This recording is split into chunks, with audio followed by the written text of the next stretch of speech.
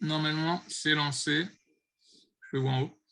Super. Je vais peut-être faire un petit mot de présentation, même si on pourra couper rapidement. Mais du coup, bienvenue à chacun pour ce premier meet-up qui a pour but de préparer le hackathon Hack My Bible du mois de septembre sur la thématique sport et Bible. Il va y avoir deux meet-ups, donc celui-ci aujourd'hui uniquement en visioconférence et puis le prochain le 19 juin. Là, il y aura du présentiel possible et même espéré, de préférence en présentiel sur Paris, dans les locaux de l'Alliance biblique française. Donc, voilà, on aura l'occasion de donner davantage d'éléments. Et donc, l'idée des meet-ups, c'est de pouvoir un petit peu commencer à lancer la machine et la réflexion par rapport à la thématique à venir, donc Bible et sport, qui a pour but de pouvoir aussi rebondir sur l'événement des Jeux Olympiques qui se profile en 2024, pour pouvoir réfléchir à des projets à mettre en œuvre à cette occasion. Donc, ça laisse un petit délai, mais on sait que sur des projets comme ça, et puis on a envie de mener des projets assez ambitieux, et du coup, il faut un petit temps, il faut pouvoir l'anticiper pour pouvoir travailler des choses intéressantes. Et donc voilà les deux meet-ups. Je vais juste proposer à Yves Armel de partager quelques mots pour présenter Hack My Bible, pour que les éléments soient un petit peu au clair pour tout le monde. Et puis après, on a le plaisir d'accueillir Arnaud Boutéon, que vous voyez à l'écran, qui aura l'occasion de se présenter aussi. Et du coup, le temps d'aujourd'hui va davantage tourner autour de ce qu'il va pouvoir nous partager. Donc voilà, je ne vais pas empiéter sur ce qu'il va pouvoir dire. Voilà, on va avoir l'occasion de l'écouter puis d'interagir avec lui. Mais donc, Armel, si tu veux, voilà, donc présenter. Donc, quelques mots juste pour rappeler, pour ceux qui ne connaissent pas forcément ou ceux qui verront le replay, ce que c'est qu'Hack My Bible. Hack My Bible, c'est donc un sprint de 48 heures pendant lequel des amoureux de la Bible, de toute sensibilité, de toute confession se retrouvent. Et ils ont donc 48 heures pour être créatifs, pour imaginer. Donc, ils explorent un thème, une thématique. Ils sont organisés en équipes pluridisciplinaires avec des profils variés, complémentaires, des points de vue complémentaires. C'est aussi un temps de rencontre. Et ils imaginent et ils prototypent un projet innovant. Ça peut être, parfois c'est un projet très concret, une appli, un jeu, mais ça peut être un événement, ça peut être un format. En tout cas, c'est quelque chose qui met en valeur et qui permet de diffuser, que des nouveaux publics rencontrent la Bible. Et parfois, certains de ces projets deviennent réalité et aboutissent et trouvent leur public. Et en tout cas, c'est un moment qui est toujours très joyeux, très créatif, qui permet aussi de nous rencontrer, de mobiliser des talents au service de la Bible, talents qui finissent toujours un jour ou l'autre par monter des projets ensemble, si ce n'est pas ceux qui viennent de sortir de Hack My Bible. Et Hack My Bible, c'est pas vieux, mais ça a déjà de la bouteille. Ça a commencé en 2018 à Paris, à Liberté Living Lab. Et depuis, il y a eu des éditions internationales, au Kenya, au Chili, à Hambourg. Et puis, 2019, c'était sur le thème des Jeux à Paris. 2020, du fait du Covid, on a préféré ne pas le faire. L'an dernier, on était sur le thème de l'écologie intérieure. Et cette année, ce sera sur le thème du sport en vue de la préparation des JO. Peut-être dire que cette année, ce sera moins peut-être comme l'an dernier ou comme 2019, qui était de produire un prototype très concret, mais plutôt de lancer une promesse d'un projet qui puisse se déployer pendant les JO 2024. Voilà, j'ai terminé, je te repasse la parole, Nicolas. Merci, Vermel. Donc, oui, l'Alliance biblique française qui est derrière le projet, son objectif, c'est de mettre la Bible à la portée de tous. Et du coup, voilà, ce qu'on s'est dit, c'est qu'il y avait cet événement des Jeux Olympiques que tout le monde connaît, dont tout le monde a entendu parler avec ce qui se profile à Paris, et puis on entendra parler dans les prochains mois. Et donc, on s'est dit, voilà, il y a vraiment quelque chose là qui peut être une belle occasion pour nous de nous mobiliser pour susciter de l'intérêt autour de la Bible à cette occasion, donc en lien avec la thématique du sport. Mais du côté de l'Alliance biblique française, on est créatif, on a des idées, et en même temps, on ne savait pas forcément quel projet mettre en œuvre pour cet événement-là. Et donc, on a essayé de coupler ça avec justement Hack My Bible, en se disant c'est peut-être l'occasion de pouvoir mettre du monde autour de la table pouvoir réfléchir à des projets qui auront toute leur pertinence dans un an et demi, pour 2024. Et donc, c'est un petit peu l'objectif. Donc là, on est dans ces phases préparatoires de meet-up. À l'occasion d'Hack My Bible, on va être il y aura une trentaine de participants et puis un peu plus avec les personnes qui encadreront, qui vont accompagner. Et donc là, l'idée, c'est de pouvoir réfléchir déjà en amont à la thématique et essayer de percevoir un petit peu les enjeux qui sont là, le défi que ça peut constituer. Et donc, on a un invité pour nous en parler. Et donc, Arnaud, si tu veux bien commencer par te présenter, et puis après, voilà, tu pourras avoir l'occasion d'étayer un petit peu ton propos. Mais si déjà, voilà, tu peux nous dire un petit peu en quelques mots qui tu es, et puis ton lien aussi avec la thématique Bible et sport d'une certaine façon. Bonjour à tous, je suis très heureux d'être avec vous. Moi, j'ai 48 ans, je suis père de famille de 5 enfants et aujourd'hui, je suis assez engagé dans le Congrès Mission, je suis un des cofondateurs et je travaille pour une ONG catholique américaine qui s'appelle les Knights of Columbus, qui est une confrérie d'hommes qui rendent des services dans l'Église et dans la société. Il y a quelques années, d'abord, j'ai toujours aimé le sport. J'ai toujours aimé la Bible, ces moments de silence et la puissance de la lecture, la puissance transformante de la lecture de la Bible en moi. Et alors que j'étais marié, que je commençais une période de burn-out et d'ennui, etc., j'ai souhaité faire une pause dans mon boulot et pour essayer de retrouver aussi ce qui fondamentalement me rendait heureux, faisait émerger de la joie en moi. Et il y avait cette joie de la méditation, cette joie transformante de la lecture de la Bible, cette joie des rassemblements communautaires et cette joie sportive. Et pendant, il y a une dizaine d'années, je suis parti me former à l'ESSEC en marketing sportif, alors que j'étais plutôt un financier. Et là, j'ai eu une sorte de révélation, c'est-à-dire qu'à l'école des sportifs de haut niveau, j'ai beaucoup plus appris, j'allais dire, presque qu'à l'école du petit bourgeois catho que j'étais, à l'école des curés de paroisse ou des aumôniers de lycée. L'espèce de rectitude morale, corporelle de ces sportifs, leur absence de vanité, leur humilité, leur profondeur, leur connaissance de leur être, de leur personne, a agi vraiment comme un révélateur en me disant que le sport était un terrain d'une immense fécondité parce qu'il vient profondément malaxer notre humanité et que quand on est chrétien, le christianisme, c'est la religion de l'incarnation. Finalement, la question de la personne humaine, de son immense dignité, de sa potentialité aussi magnifique, ne peut pas être ignorée. Et quelque part, le sport était aller chercher plus profond. Peut-être que comme dans l'art, comme dans tout ce qui nous mobilise dans tout notre être. Mais en tout cas, je trouvais que le sport me conduisait à mieux me connaître et puis aussi à me rapprocher du Seigneur par la médiation aussi des Écritures. Et donc, de façon peut-être providentielle, il y a eu cette unité de vie et cette conviction que le sport était un signe des temps, qu'il ne fallait pas avoir un regard négatif sur la réalité sportive dont on voit les excès, mais qu'au contraire, finalement, le sport aujourd'hui, alors il y a le sport médiatisé qui représente 2% de la pratique sportive, et puis ce sport que les gens vivent au quotidien à travers leur club, à travers leur vie personnelle, qui est une réalité hyper puissante et sur laquelle, je crois, on doit continuer à s'émerveiller et qu'on doit célébrer. Donc, j'ai rencontré pas mal de monde, beaucoup de personnes. J'ai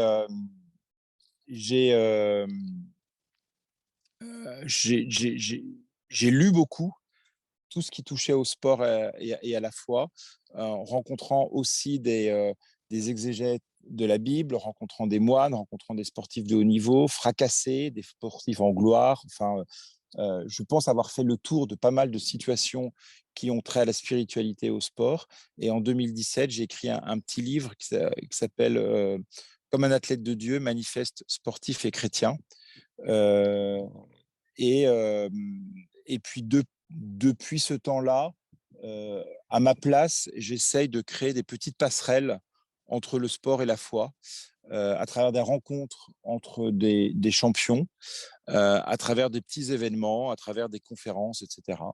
Et puis, dans ce contexte, ayant bossé un peu dans l'événementiel, ayant bossé aussi dans le milieu du loisir, parce que j'étais directeur marketing et com du parc Astérix, après avoir travaillé dans les courses hippiques, eh bien, le diocèse de Paris m'a demandé d'intégrer l'équipe et le groupe de réflexion et de travail autour de la mobilisation de l'Église pour les Jeux olympiques et Jeux paralympiques de Paris 2024.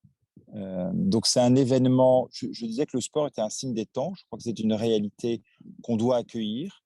On doit en accueillir les vertus, les points, les éléments très favorables, les vices aussi, parce que là, on va nous parler de la Coupe du Monde et on voit que ça, le sport business et ce carburant médiatique qu'est le sport qui draine beaucoup de sponsors et beaucoup de droits télé a conduit à tuer énormément de personnes sur les chantiers. Donc, c'est aussi beaucoup de choses qui nous interrogent.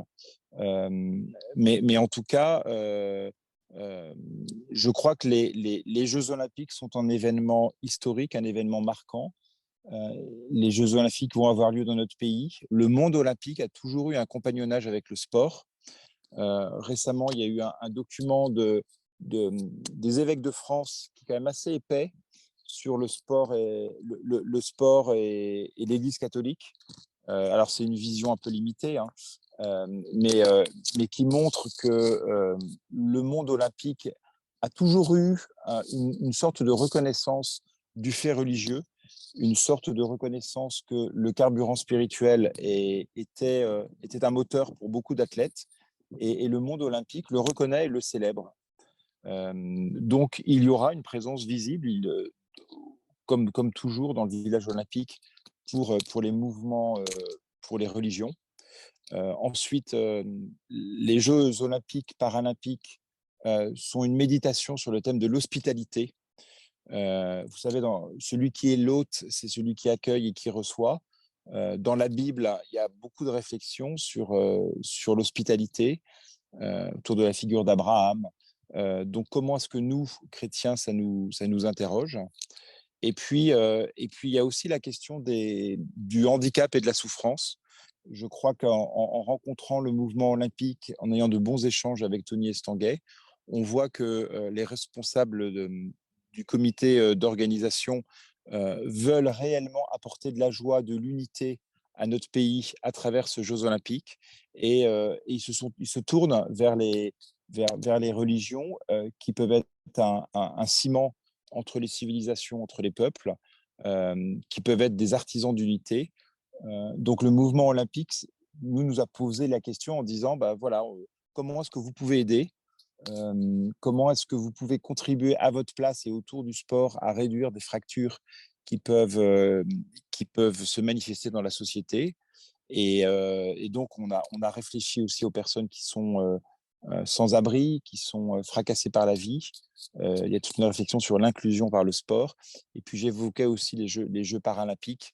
Évidemment, c'est un secteur, c'est un domaine dans lequel on célèbre l'humanité souffrante, on célèbre la force, malgré un corps défaillant, de ce supplément d'âme qui est le courage et qui est la persévérance et qui est l'esprit d'équipe, parce qu'un athlète ne peut jamais se dépasser seul. Donc les Jeux paralympiques, je pense, peuvent être un terrain dans lequel, comme disait Peggy, les chrétiens doivent s'intercaler pour manifester aussi leur espérance, et puis tout simplement pour servir la société et le mouvement olympique. Voilà, donc aujourd'hui, moi, ce que j'apprécie dans cette mobilisation, c'est que c'est une mobilisation joyeuse. Le sport, quand on l'a pratiqué, mobilise notre personne avec ce que ça suppose peut-être de souffrance, de sacrifice, d'effort. Et puis, pour une joie qui est ce que j'appelle la joie sportive, qui est un sentiment de plénitude qui est une joie indicible, tout simplement, que beaucoup de sportifs ont vécu quand ils ont passé la ligne d'arrivée, quand ils ont marqué un but, quand ils ont transformé un essai, quand ils ont terminé une course.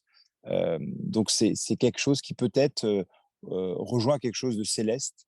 Vous savez, dans le marathon, aux 30 km, on nous parle du mur, et puis il y a un moment où il y a aussi les endorphines qui travaillent.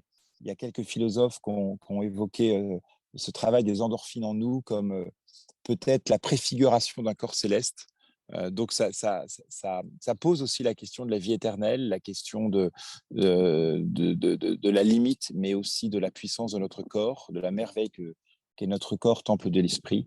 Donc, la liste des sujets de réflexion, en tout cas, est immense, convoquant notre patrimoine, convoquant notre histoire, convoquant des grandes amitiés, des grands événements, convoquant des périodes plus douloureuses avec des vrais sujets tels que le dopage, qui est un mensonge et une trahison contre soi-même, contre son équipe et contre son pays.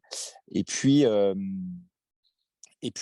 autour de l'événement, bien évidemment, on aura besoin de se retrouver pour des événements, des expositions, pour des événements certainement sportifs, pour rayonner là où nous sommes plantés, donc autour de nos églises, pour organiser des événements sportifs en famille avec des amis.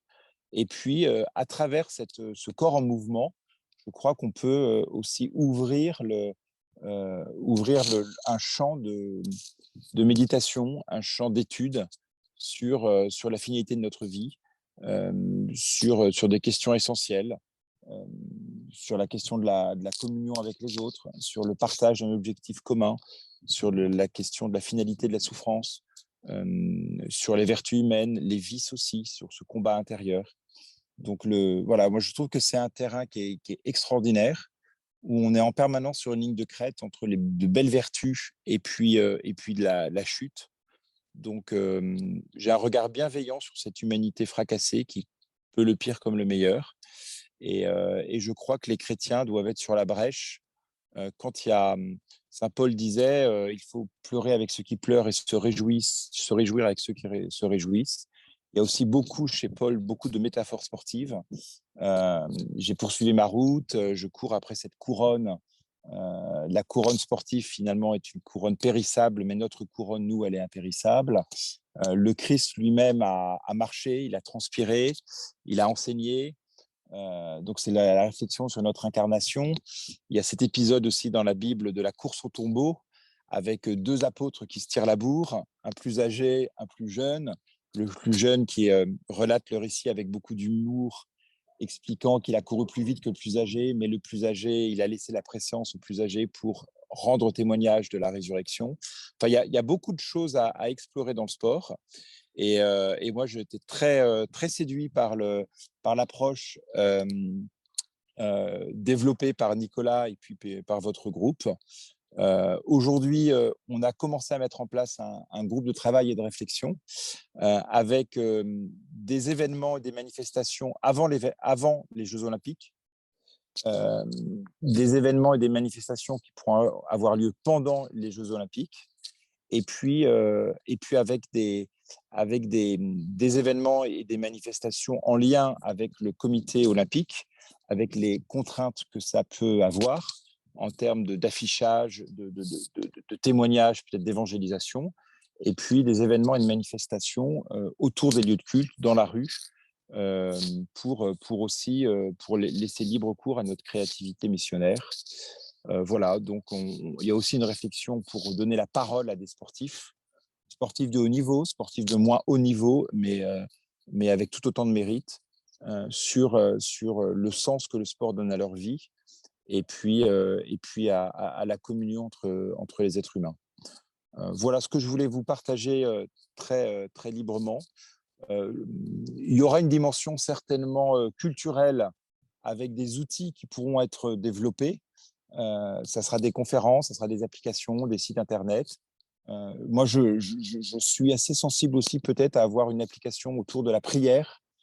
Comment est-ce qu'en courant, en adaptant notre rythme de course, peut-être qu'on peut méditer des versets de la Bible. Voilà, il y a des prières. Ma femme est orthodoxe, il y a des prières, parfois ce qu'on appelle les prières jaculatoires, où on appelle l'Esprit Saint. Qu'est-ce qui peut être fait avec les moyens contemporains? Comment aussi avoir le souci des personnes qui sont fracassées mentalement et qui peut-être ne peuvent pas vivre l'expérience sportive comme d'autres personnes plus vaillantes pourraient la vivre. Donc, c'est autant de terrains, j'allais dire, d'investigation et de créativité qui nous sont ouverts. Et puis, je crois aussi beaucoup à l'importance des grandes rencontres. Les périodes que nous allons traverser sont quand même assez bouleversées. On voit qu'il y a une certaine défiance vis-à-vis des institutions, qu'elles soient petites, grandes ou moyennes. Et je crois énormément aux grandes amitiés, à l'importance des grandes amitiés transversales entre des personnes qui ont des convictions et qui auront suffisamment d'humilité pour ne pas célébrer leur ego, leur logo, mais pour se mettre en place pour féconder des projets inspirants. Donc voilà très librement ce que je voulais vous partager. On est à la veille on n'est pas en retard, hein, mais on est à la veille d'un projet qui va mobiliser la société française, qui va réveiller certainement des ronchons, qui va soulever aussi des vraies questions, parce que parfois il peut y avoir aussi une sorte d'abêtissement général. Donc il faut de la lucidité, mais il faut aussi de l'enthousiasme face à ce projet des Jeux Olympiques. Et puis, vous savez, l'étymologie d'enthousiasme, c'est le transport divin. Donc toutes les personnes qui sont enthousiastes ne savent pas qu'elles sont traversées par un souffle divin. Et je crois que l'élan sportif est un élan d'enthousiasme. Et le souffle et la vie nous vient bien de Dieu. Donc, en célébrant le sport, on célèbre aussi la création. Voilà, chers amis, ce que je voulais vous partager. C'est peut-être un peu touffu, mais dans le groupe de travail, on commence à essayer de segmenter, d'identifier les actions qu'on pourra mener autour des lieux olympiques, sans être trop près, parce qu'il y a une forme de neutralité marketing, autour des églises, autour des lieux de présence chrétienne. Mais s'il y a trois mots à mon avis à retenir, c'est vraiment la célébration de la personne humaine dans l'unicité de sa personne, mais aussi dans ce lieu de combat autour des vertus, des vices. Mais la personne vaut plus que ses défauts, que ses péchés. Le deuxième mot, c'est ce mot d'hospitalité. Les Jeux Olympiques et la France sera une terre d'hospitalité. Que signifie l'hospitalité? Que signifie être un hôte? Que signifie recevoir, accueillir, visiter? Et puis le troisième lieu, je crois que les Jeux Olympiques sont une opportunité de témoignage de notre espérance, parce qu'il peut y avoir à travers les Jeux Olympiques, parce que c'est une grande machine mercantile, ça peut être de la propagande pour mieux faire vendre ou pour mieux, pour mieux anesthésier des questions. Donc il faut être lucide par rapport à ça, mais je crois que ça peut être un espace aussi de témoignage des chrétiens, parce que les chrétiens ont une espérance à porter au monde, et cette espérance, c'est le Christ.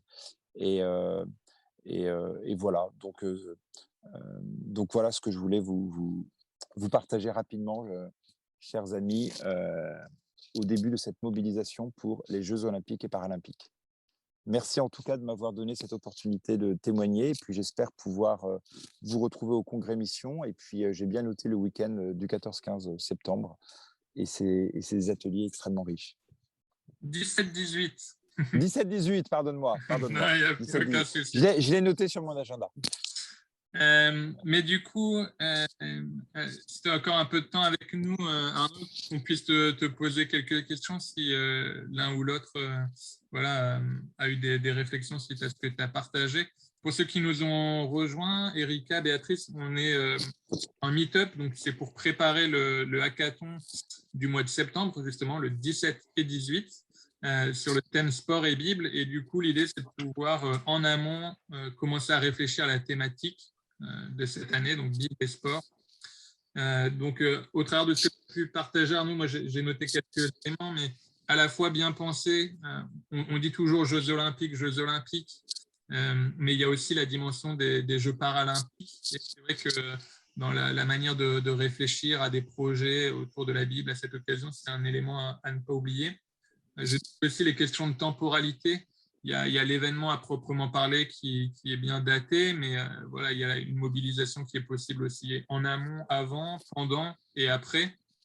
Le public cible aussi, on pense très vite et très souvent aux sportifs, mais c'est quand même un public qui est difficilement atteignable parce que ils ont la tête à la fois dans la compétition, mais aussi parce que c'est très fermé de la part du CIO qui cherche une certaine neutralité, mais les Jeux olympiques et paralympiques sont aussi l'occasion de se mobiliser par rapport au grand public qui, lui, va suivre avec intérêt, hormis les ronchons peut-être que tu as mentionné, mais qui va suivre avec intérêt l'événement. Et du coup, ça va drainer du monde en Île-de-France. Et alors après, les projets qui vont être menés peuvent être localisés géographiquement. Donc, en Île-de-France, sur Paris, c'est les JO de Paris. Mais en même temps, c'est aussi l'occasion de toucher les gens peut-être plus largement au travers de projets qui sont un peu dématérialisés. Donc après, tout ça, c'est à réfléchir.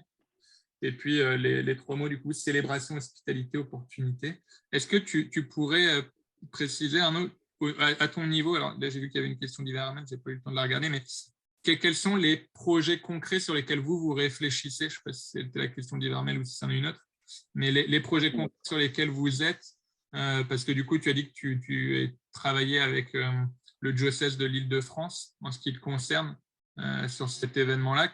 Qu'est-ce qui est dans les cartons, si tu as le droit d'en parler?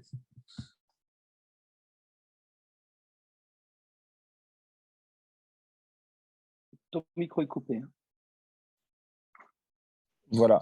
Il y aura des conférences, il y aura des compétitions sportives ou familiales qui seront proposées avant l'événement. Il y aura certainement des veillées de témoignages, des veillées de prières, de louanges autour des lieux qui accueilleront des épreuves sportives. Là, je pense à la période des Jeux olympiques paralympiques.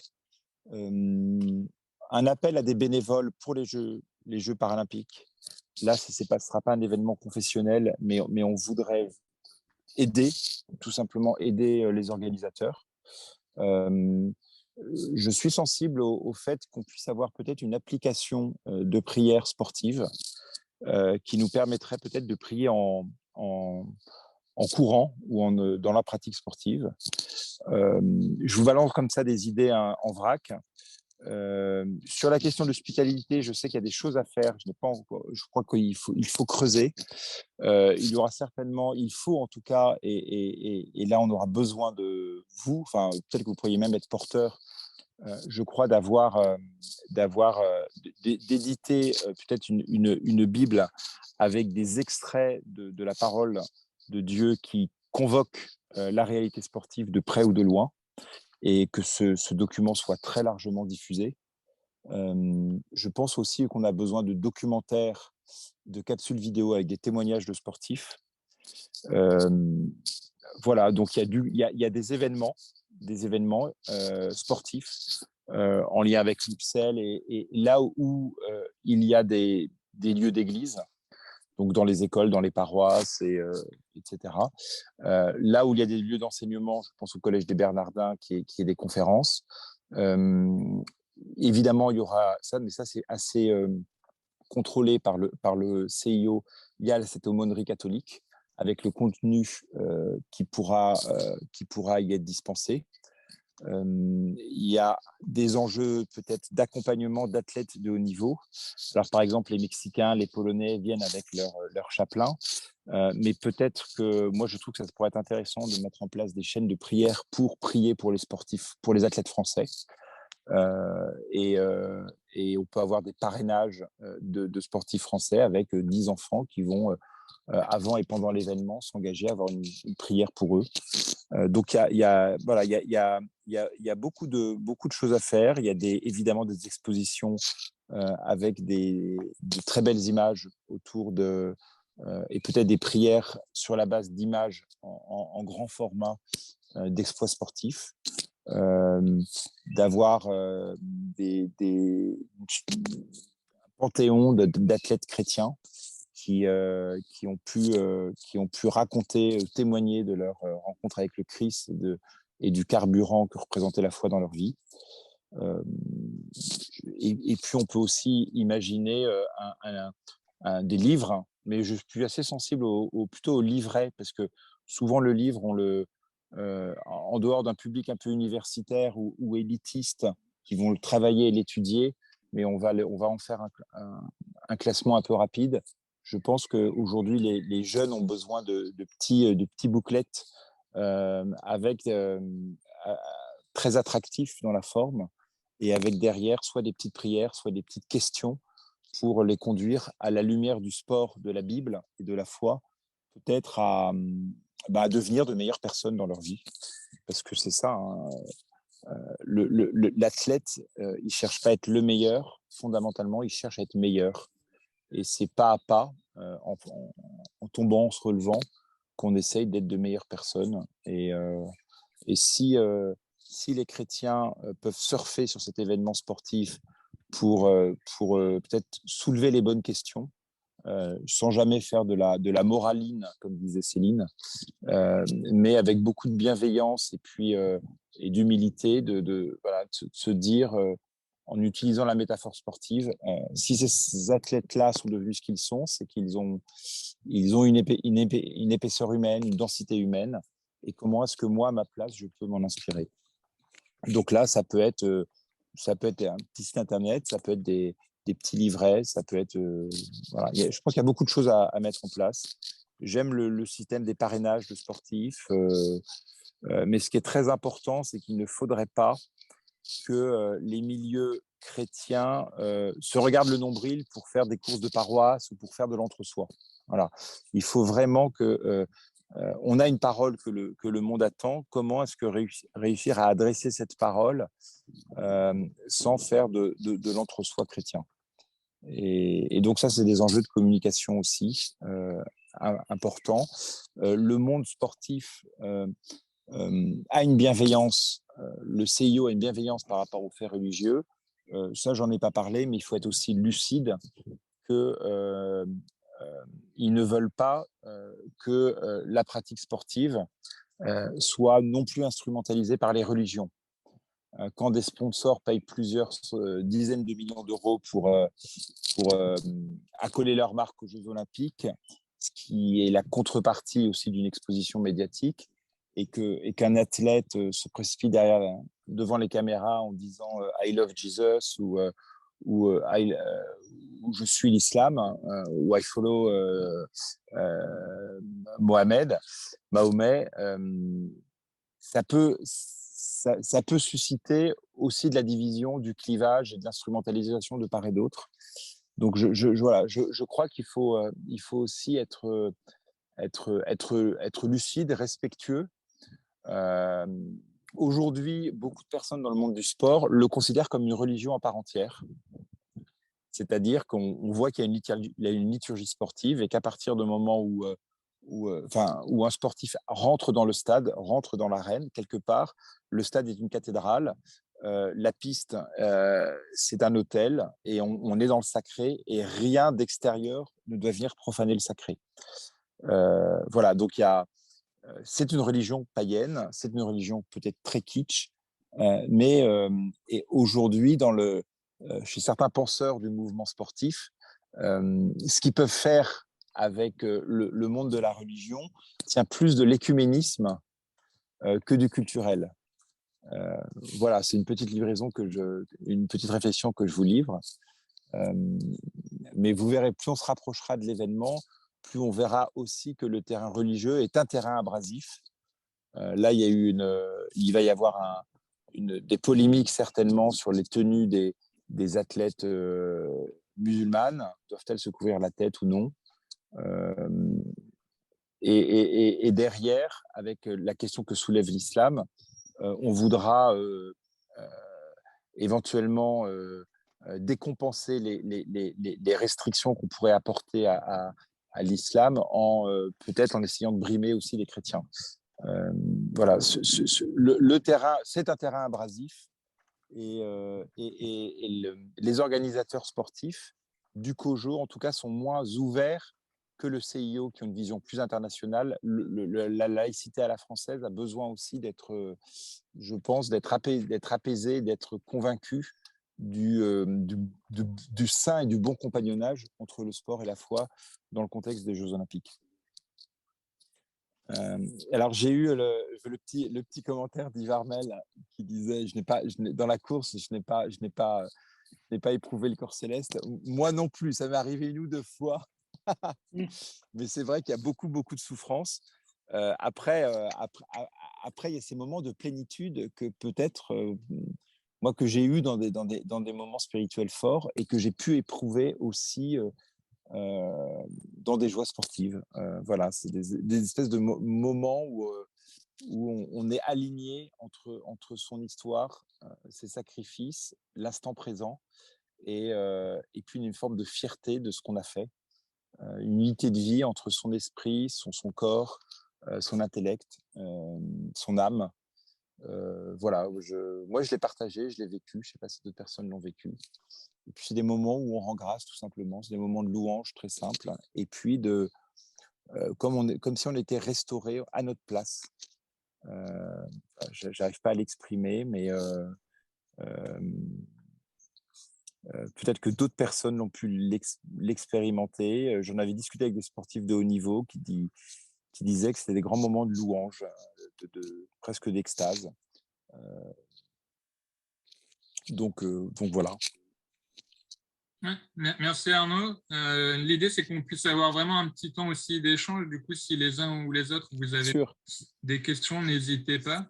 Alors, dans un premier temps, vraiment focaliser sur ce qu'Arnaud a pu partager et puis toutes les réflexions que ça peut susciter. Et puis après, on le libérera et puis on pourra peut-être prendre quelques questions plus spécifiques sur le hackathon, le type de projet ou ce genre de choses-là. J'en relaye juste une, alors qui est de Yvarmel, mais qu'il avait posé dans le chat, mais du coup sur la possibilité, alors je ne sais pas dans quelle mesure tu y as réfléchi Arnaud, mais de distinguer un peu une typologie des publics cibles vers lesquels voilà, des projets pourraient être mis en œuvre. Alors, on a vu la grande distinction sportif, non sportif, mais après, dans les non sportifs… Non, il y a une vraie… Il y a une vraie segmentation. Alors, le sport est très aspirationnel pour la jeunesse. Il est très aspirationnel pour la jeunesse. On voit aussi qu'il y a des souffrances, il y a des sportifs, mais je pense même des sportifs qui participeront aux Jeux Olympiques qui ont besoin d'un accompagnement spirituel. Alors, en France, c'est pas toujours… on en parle peu. Il y a une forme de pudeur, mais dans d'autres pays, il y a un accompagnement spirituel, et Joël Thibault pourra vous en témoigner. Il y a un accompagnement spirituel d'un chapelain au même titre qu'il y a des ostéos ou des chiropracteurs. Donc moi, comme public cible aujourd'hui, je vois très clairement je vois la jeunesse. Je vois très clairement le monde des champions en activité ou bien d'anciens champions aussi qui pourraient apporter leur témoignage. Et puis il y a aussi les personnes qui mobiliser des communautés qui seront à proximité des lieux d'épreuve. Paris va être un grand Disneyland fermé. Donc, il ne faut pas que les lieux de culte soient des lieux clos ce jour-là. Il faut que ça soit ouvert, que ça soit très hospitalier. Et donc, il y aura évidemment tous les supporters et les touristes qui traverseront la ville lumière à cette occasion. Et puis, il y aura aussi ça c'est plus spécifiquement catholique, mais il y a beaucoup de foyers catholiques qui seront des lieux d'accueil de bénévoles. Donc, je crois que ces publics-là aussi, il faudra dignement les accueillir. Mais c'est toute cette réflexion sur l'hospitalité.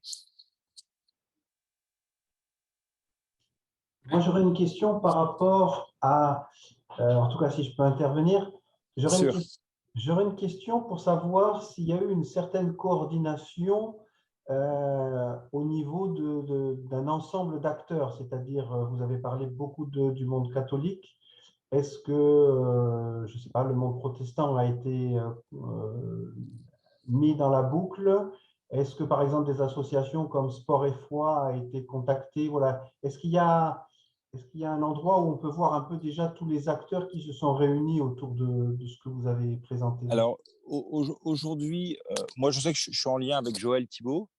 Aujourd'hui, moi, j'ai eu enfin, il y a une équipe au niveau de l'Église catholique qui se mobilise, mais on n'en est pas là encore. Et moi, c'est une conviction que je vous partage, mais il me semble que je me méfie aussi de faire trop vite des collectifs, parce que peut-être que ça pourrait stériliser le charisme des uns et des autres. Et je crois que c'est très important de commencer à évoquer cette mobilisation, mais il y a plein d'associations, de mouvements sur le terrain qui ont leur charisme, qui ont leurs objectifs, et il faut qu'elles puissent faire ce qu'elles ont à faire.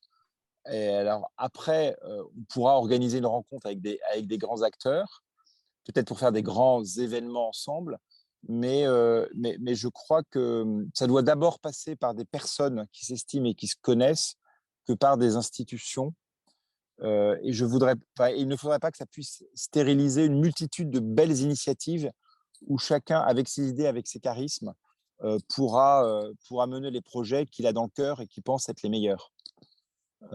Voilà. Après, typiquement, par exemple… La difficulté de ça, c'est qu'on fasse une ruche avec beaucoup de choses qui pourraient se ressembler et enfin, empiéter sur des domaines qui vont être travaillés pendant un certain temps séparément, alors que peut-être s'il y avait l'idée en tout cas pas forcément d'une coordination, mais d'un point de rencontre déjà initial pour essayer de voir les potentiels, ça serait peut-être pas non plus Ouais, négligeable. non, mais vous avez raison. Vous avez raison. Mais de toute façon, là aujourd'hui, on a commencé à lancer en vrac des idées. Et je pense que on voit aujourd'hui des personnes qui veulent embarquer dans le projet, avec certains qui veulent travailler sur une application, d'autres qui veulent travailler au sein du mouvement sportif, d'autres qui veulent monter des événements autour des écoles, d'autres qui veulent se mobiliser pour des grandes veillées de témoignages, de louanges. Donc, on va un peu faire le ménage dans tout ça. Et puis, il y aura, de la même façon qu'on pourra identifier des appels à projets, on pourra lancer des appels à volontaires, et puis les gens iront s'inscrire là où ils le souhaiteront. Mais il y a un moment où, si on veut vraiment lancer des projets concrets, si on attend trop longtemps, parfois il y a des choses qui peuvent être soit tuées dans l'œuf, étouffées dans l'œuf, soit stérilisées, si on attend d'avoir toutes les personnes autour de la table. Il y a un moment, il faut y aller, et je crois qu'il faut sauter dans le train. Donc je pense que selon la légitimité des uns et des autres, il y a des projets qui doivent être préemptés par différents acteurs. Et puis, si demain, je réfléchis tout haut, mais il y a Hack My Bible qui dit nous, on va éditer 100 000 livrets avec des magnifiques, beaux visuels inspirants et avec des textes de la Bible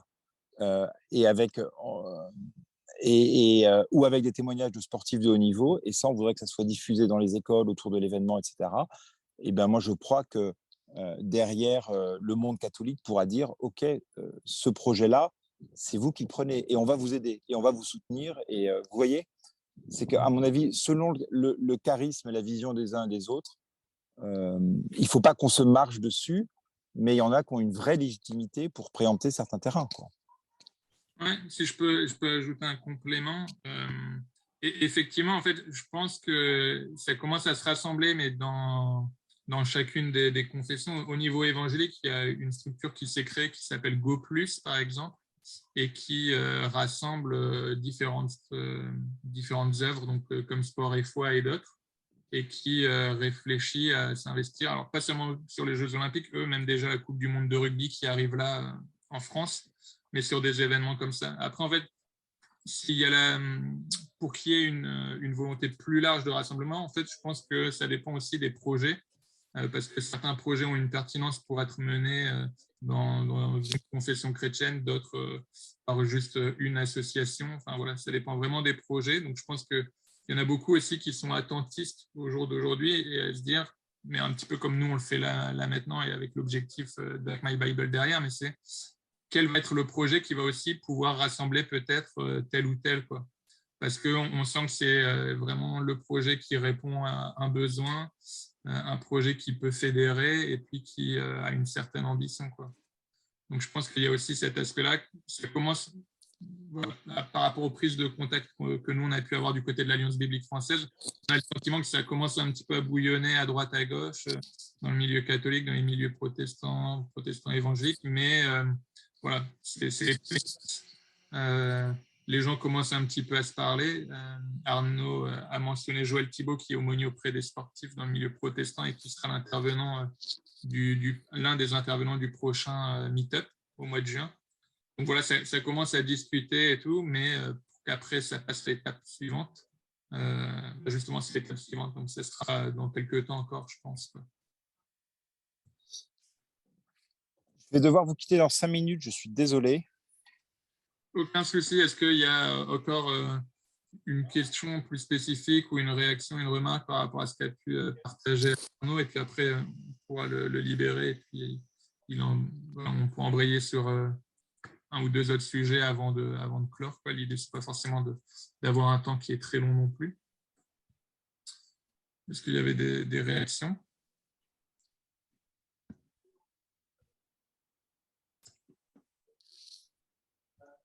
Ne faites pas votre timide. Non, moi, je voulais surtout profiter pour remercier l'intervention d'Arnaud parce que je trouve qu'elle pose pas mal d'idées essentielles et notamment vraiment de profondes aussi autour du sport et de la Bible. Et je crois qu'en effet, il y a moyen de… actuellement, entre l'ABF et les éditions Biblio avec Sarah, il y a un travail aussi sur des petits livres. Et ça fait écho à un souhait qu'on avait d'avoir quelques titres sur le sport qui sortiraient autour, avant, pendant et après justement les Jeux Olympiques. Donc, je pense qu'on reviendra aussi vers vous par rapport à ça. Mais il y a déjà bien de la matière pour le hackathon et pour justifier de ce thème pendant ce week-end. Merci beaucoup. Merci à vous. Hein. Merci pour votre bienveillance. Et puis, on aura l'occasion de se revoir et de partager des moments de joie sportive. Merci beaucoup. Merci à vous. Du coup, si certains ont des questions par rapport à Hack My Bible plus spécifiquement, donc Erika et Béatrice nous ont rejoints. On a eu une petite présentation brève de Yves Armel au début sur ce qu'était l'événement Hack My Bible. Mais du coup, voilà, s'il y a des questions sur le déroulé ou des choses de ce type-là, pas forcément en lien avec la thématique directement, n'hésitez pas aussi, faites-le savoir et posez-les. Vous pouvez activer vos micros ou sinon utiliser le chat. Bonsoir, Erika. Bonsoir, ça va bien? Très bien, on t'entend bien. Tu nous rejoins de où? Tu es où? Oui, j'ai parlé du Porto, à Portugal. Portugal, et là, oui, voyage. Mais je suis brésilienne et j'habite à Porto depuis 13 ans. Ouais, ok, super. Du coup, est-ce que tu avais des questions, une réaction par rapport à ce qui a pu être Non. Tu as suivi? C'est ça. Et du coup, on a Béatrice qui a, elle, participé. Non, je n'ai pas de questions. Oui, pas de souci. Là, je disais des commentaires pour ceux qui ont accès au chat. Béatrice, du coup, qui a participé au dernier Hack My Bible et qui n'a pas de questions non plus. Ok, super. On a Yves Armel qui, du coup, voilà, s'il n'y a pas forcément de réaction en particulier par rapport à ça. Donc, moi, je vais juste faire un petit point d'information sur les prochaines échéances, calendrier, etc. Donc, on a le 19 juin un second meet-up. Donc, l'idée, donc ça va être un petit peu comme aujourd'hui. L'idée, c'est de susciter de la réflexion. Donc, en présentiel à Paris, dans les bureaux de l'Alliance biblique française, avec une retransmission possible pour ceux qui ne peuvent être présents. Et donc là, on accueillera donc Joël Thibault, il est aumônier auprès des sportifs. Donc là, aujourd'hui, on avait Arnaud qui était catholique et Joël Thibault est protestant évangélique. Il est connu notamment, vous avez peut-être vu des fois, parce qu'il accompagnait Olivier Giroud. Il accompagne Olivier Giroud et d'autres sportifs. Donc, il va pouvoir nous parler de cet aspect-là, l'accompagnement des sportifs et puis ce que la Bible peut dire du sport et puis comment aussi recourir à la Bible quand on parle à des sportifs. Enfin, voilà, quels sont les passages qui peuvent les intéresser ou les questions qu'ils peuvent se poser. Et on aura également Joël Abati, qui est un ancien champion olympique du monde et d'Europe, les trois, de handball. Et donc, lui qui pourra aussi partager son témoignage. Justement, ça c'est un point que Arnaud a beaucoup relevé, ou en tout cas sur lequel moi j'ai plus particulièrement tiqué, mais où voilà, il évoquait le fait d'avoir des témoignages d'anciens champions, que ce soit par des conférences, sur des brochures, par des vidéos, voilà, ça peut prendre différentes formes. Mais donc là, on en aura un avec nous. Donc ça, c'est la prochaine échéance, le 19 juin. Et donc après, sinon, voilà, l'événement qui nous intéresse vraiment, ultimement, c'est le Hack My Bible, donc au mois de septembre, le 16 au soir, le vendredi, le week-end le 17 et 18, où là, l'idée, ça va être de travailler en équipe à réfléchir à des projets, des idées innovantes, créatives, qui vont être l'occasion de pouvoir susciter de l'intérêt autour de la Bible, faire connaître la Bible à l'occasion des Jeux olympiques et Jeux paralympiques de 2024 qui se dérouleront à Paris. Donc là, on a déjà eu pas mal d'idées, hein, déjà de la part d'Arnaud, il a déjà donné quelques pistes et tout, donc c'est vraiment intéressant. Mais donc, voilà, continuez à réfléchir. Et donc, il y aura une trentaine de participants. Donc, si vous avez des gens dans votre entourage qui s'intéressent à la fois voilà, au thème Bible et sport, ou qui sont des gens qui sont créatifs, qui aiment les brainstorming, utiliser des post-it et tout, n'hésitez pas à leur en parler. L'idée pour nous, c'est de pouvoir rassembler le plus possible de candidatures, on va dire, enfin, voilà, de personnes qui s'y intéressent, pour pouvoir ensuite voilà, voir un petit peu quels sont les profils et puis essayer de rassembler une équipe qui est cohérente et qui a le feu, quoi, qui a envie de réfléchir sur 48 heures à tout ça. Yves Armel, est-ce que tu veux compléter ou passer aussi à ce que tu avais proposé? Je ne sais pas s'il y a déjà des réactions encore. Il y a une question de Richard. On ne dit pas le A. Pardon. J'avais une première question par rapport à la date du prochain meet-up. C'est le 19 ou c'est le 16 juin? Alors, ah non, on est le 19 mai, donc c'est le 16 juin. Effectivement, tu m'as coupé. C'est le 16 juin, un jeudi à 19h. Donc en présence ou avec distanciel. Pardon, c'est de ma faute. Ouais, vas-y. Et par rapport du coup au week-end, en termes d'accompagnement et tout ça, du coup les équipes sont coachées par des experts, des personnes qui travaillent dans le domaine et tout ça. Et puis une autre question peut-être, du coup dans le travail, est-ce que ce sont des travails qui sont assez cadrés, dirigés, ou c'est assez libre? Est-ce qu'il y a des temps, pendant 2 heures vous allez brainstormer, pendant 2 heures vous allez pondre le concept, et juste pour avoir quelques explications. Ouais. Je vais peut-être répondre dessus. Donc, en gros, il y a des éléments qui sont assez cadrés, notamment parce qu'on crée des équipes de manière dynamique, un peu comme un startup week-end ou comme un hackathon. Donc, c'est très dirigé pour qu'en peu de temps, on puisse créer vite des équipes, etc. Et puis après, à l'intérieur des équipes, il y a des grands moments, enfin des moments de brainstorming, d'idéation, préparer le pitch, etc. Et donc, c'est un peu accompagné. C'est pas non plus le fouet à la main, hein. Donc, en gros, chaque équipe fonctionne un petit peu à son rythme, suivant les projets. Et donc, ce qu'on essaie, c'est d'avoir une pluralité dans les équipes pour avoir des gens peut-être qui soient plus sensibles sur le sport, d'autres qui soient plus des créatifs, voilà. Et puis d'autres, des designers et des différents talents qui se croisent. On aura des personnes qui peuvent être des des coachs, soit sur la méthodologie, un peu des facilitateurs, soit des ressources. Hein. Donc, par exemple, Arnaud, j'espère qu'il sera là. Et l'idée, c'est pas qu'Arnaud Boutéon soit dans une équipe, c'est plutôt qu'il soit là comme ressource pour répondre à nos questions, pour savoir, et on a telle idée, est-ce que vous pensez qu'on peut faire des panneaux de 4x3 dans le métro? Il va dire, ah bah non, ça, ce ne sera pas possible. Par contre, on peut les mettre sur la devanture de ça, et du coup, le projet devient possible. Donc, lui, des personnes comme lui seront plutôt des personnes ressources qui permettront aux équipes de tester la validité de leurs idées et de les affiner.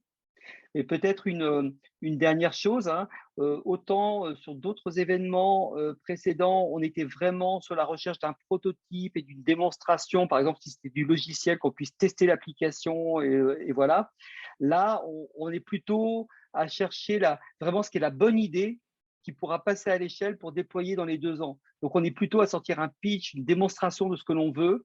Et par exemple, on peut avoir des idées dans lesquelles il n'y a pas d'informatique. C'est parce que ça s'appelle Hack by Bible qu'il y a forcément des projets numériques. Il peut y en avoir, mais on peut avoir juste un événement super original, une campagne sur les réseaux sociaux, sur Instagram.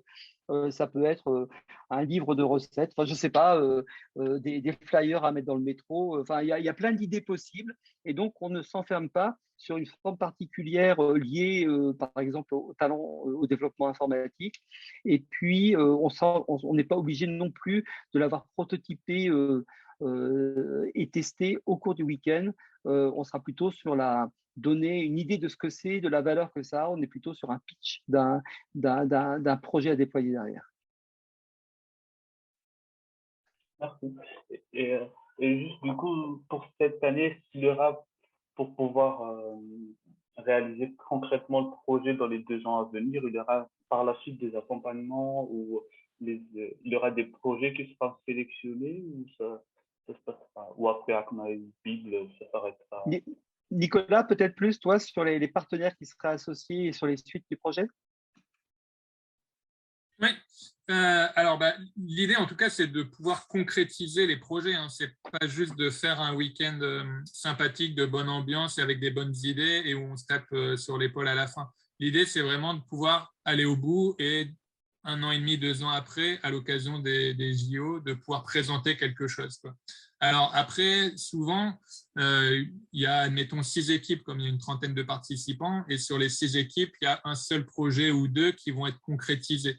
Parce que les 6 idées sont peut-être bonnes, les 6 projets sont peut-être intéressants, mais tous ne méritent pas, entre guillemets, de pouvoir être concrétisés parce que c'est compliqué, ça prend du temps et puis de l'argent. Enfin, voilà. Donc, en général, c'est plutôt l'idée, quoi. Si 2 projets sur les 6 vont au bout, c'est super.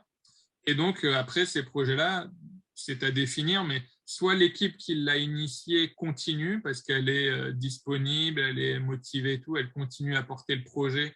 Et du coup, voilà, c'est elle qui est vraiment à l'initiative. Elle continue d'être accompagnée, mais c'est elle qui a l'initiative. Soit ils peuvent se dire, bon, on a bien aimé, mais on ne s'en sent pas la capacité ou voilà, pour telle ou telle raison, on vous laisse l'idée et puis voilà, vous pouvez la développer vous-même, mais nous, on préfère ne plus s'investir dedans. Et du coup, ça va être les équipes de l'Alliance biblique française ou d'autres qui vont le prendre en charge. Après, au niveau de l'accompagnement par la suite, du financement et autres, l'Alliance biblique française, elle est vraiment là pour pouvoir aller au bout. Mais là, on est sur un projet avec voilà, les JO qui peut aussi drainer beaucoup de partenaires. Et donc, on n'a pas envie de se priver de ça. Donc là, voilà, par exemple, Arnaud, avec pour tout ce qui est le milieu catholique, il y a peut-être des collaborations possibles. On a mentionné aussi la structure qui s'appelle Go+, dans les milieux protestants, évangéliques, qui pourrait être un relais également. Donc, en fait, je pense qu'à partir du moment où on a des projets pertinents et qui peuvent les intéresser, voilà, on arrivera aussi à pouvoir avoir des partenaires qui vont vouloir s'associer, quoi. Mais l'idée, voilà, c'est de pouvoir avoir des projets qui impactent le plus de monde possible. Donc voilà, plus on peut aussi coaliser des forces, mieux ce sera selon la pertinence des projets et leur identité, quoi. Merci. Ok. Ben, alors après, je ne sais pas si Édouard et Béatrice sont toujours là, s'ils veulent réagir. En plus, vous êtes tous les deux des anciens participants de Hack My Bible. Mais sinon, bah, voilà, je vous propose qu'on conclue notre temps voilà, maintenant. Quoi. L'idée, c'est de pouvoir continuer après, chacun de notre côté, à y réfléchir. Et puis, on peut se donner rendez-vous le 16 juin, sans erreur de ma part cette fois.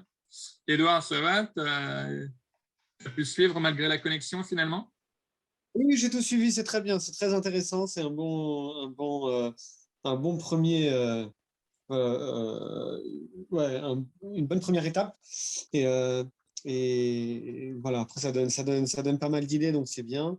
Donc moi après je sais comment sont organisés les week-ends, donc j'ai pas trop de questions sur le sujet. J'ai 50 000 questions, mais je pense que c'est justement le but de cette première rencontre, c'est d'avoir des idées, et de les faire.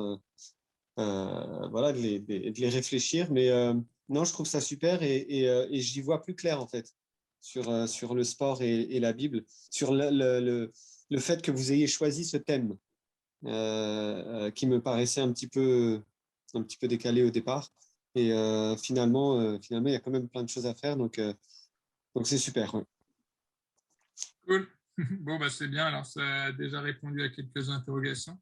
Voilà, bah, n'hésitez pas en tout cas à en parler autour de vous. Voilà, que ça puisse continuer à susciter de l'intérêt, qu'on puisse être toujours un petit peu plus nombreux au prochain rendez-vous, parce que voilà, c'est très bien pour ceux qui vont suivre le replay et qui du coup vont voir cette partie de la vidéo, mais c'est bien aussi qu'on puisse avoir des gens connectés en direct. Aucun souci, Béatrice, si tu es en déplacement ou bien occupé, je n'ai pas suivi tous les éléments sur le chat, mais au plaisir de pouvoir échanger ultérieurement.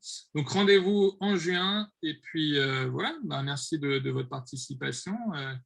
N'hésitez pas à revenir vers nous par mail si besoin. Et puis, bonne soirée à chacun. Merci. Bonne soirée. Merci Au revoir. beaucoup. Bonne soirée. Bonne soirée. Au revoir. Bonne soirée, au revoir.